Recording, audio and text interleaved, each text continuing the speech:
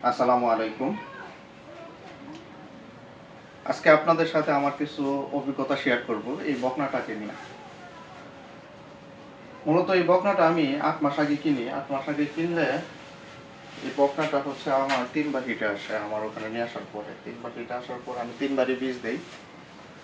কিন্তু ৩ বারই সে কনসেপ্ট করে নাই।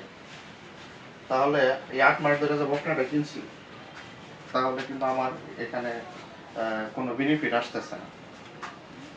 মিনিমাম ২ বছর আমার টার্গেট ছিল ২ বছর ২ বছর ছাড়া বকনা নিয়ে আসা আসলে কোনো করা সম্ভব না।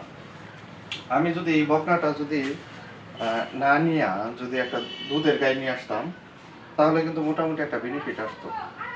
বেনিফিট বলতে আপনার দুধের গাই যদি আমি নিয়ে আসতাম, দুধের গাই নিয়ে আসলে কি হতো, দুধের গায়ের সাথে একটা বাছুর থাকতো, আমি দুধ পাইতাম, সাথে এই ৮ মাসে হয়তো বা সে আরেকবার গাভিনও হইতে পারতো। তার জন্য আমি বলবো যে আপনারা যারা বকনা দিয়ে শুরু করতে চাচ্ছেন, বকনা দিয়ে শুরু করতে পারেন, সমস্যা নাই, ২ বছর ধৈর্য ধরা লাগবে। আর যদি ২ বছর ধৈর্য ধরতে না চান তাহলে আমি আপনাদেরকে বলবো যে বকনা দেওয়া শুরু না করে একটা দুধের গাভী দিয়ে শুরু করেন। যারা নতুন আছেন একটা দুধের গাভী দিয়ে শুরু করেন, তাহলে কি হবে, আপনাদের দুধের গাভীটা দিয়ে শুরু করলে দুধ পাচ্ছেন, সাথে একটা বাছুর পাচ্ছেন। ইভেন কিছুদিন যাওয়ার পরে সে আরেকটা হিটে আসলে সে কনসেপ্টও করতে পারে। তাহলে এই বকনা থেকে দুধের গাভীর মধ্যে কিন্তু লাভ বেশি। আমি এটাই বুঝাইতে চাচ্ছি যে আপনাদের যে বকনা দিয়ে শুরু করবেন না দুধের গাভী দিয়ে শুরু করবেন।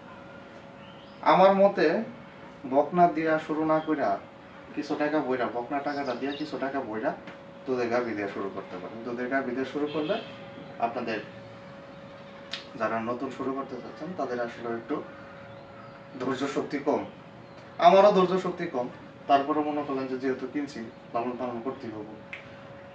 আমি এলাকা থেকে গরুটা নিচ্ছি, যার ওখান থেকে নিচ্ছি, এর মায়ের দুধের রেকর্ড হচ্ছে ১২ থেকে ১৩ কেজি। এর না হলে তো ৮ কেজি বলবে। ৮ কেজি দুধের একটা গাভী যদি আমি কিনতে চাই মিনিমাম ১.৫ থেকে ২ লাখ টাকা লাগবে। আমি এটাই বুঝাইতে চাচ্ছিলাম যে আসলে বকনা দিয়ে শুরু করবেন না গাভী দিয়ে শুরু করবেন, এখন আপনাদের চয়েস হচ্ছে আপনাদের। আসসালামু আলাইকুম।